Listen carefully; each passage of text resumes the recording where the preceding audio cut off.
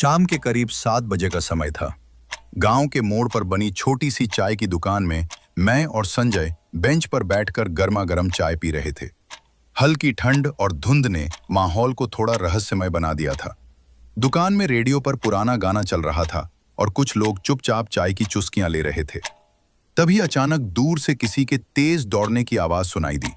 हम सब ने मुड़कर देखा तो रतन काका हांफते हुए चाय की दुकान की ओर भागते आ रहे थे। उनका चेहरा बिल्कुल पीला पड़ चुका था और आंखों में साफ डर दिखाई दे रहा था। दुकान में घुसते ही वे चिल्लाए, मैंने मैंने भूत देखा है। ये सुनते ही सब लोग सन्न रह गए। संजय ने घबराकर पूछा, कहां देखा काका?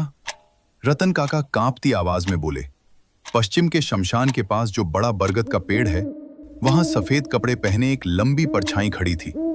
मैंने आवाज दी तो वो अचानक पेड़ के पीछे गायब हो गई।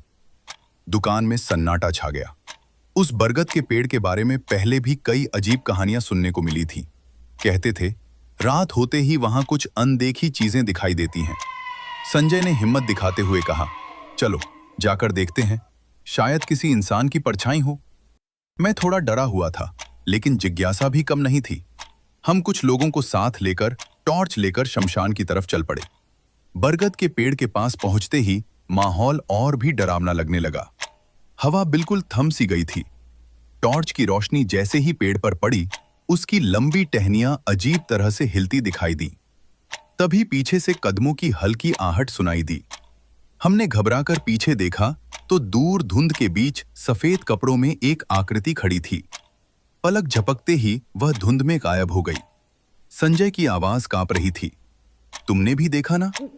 मेरा गला सूख चुका था। हम वहां एक पल भी नहीं रुके और भागते हुए वापस चाय की दुकान पर आ गए। उस रात के बाद से गांव में कोई भी शाम ढलते ही उस बरगद के पेड़ के पास नहीं जाता। और आज भी जब मैं शाम को चाय की दुकान पर बैठता हूं तो ऐसा लगता है जैसे कोई अनजानी नजर अब भी हमें देख रही हो।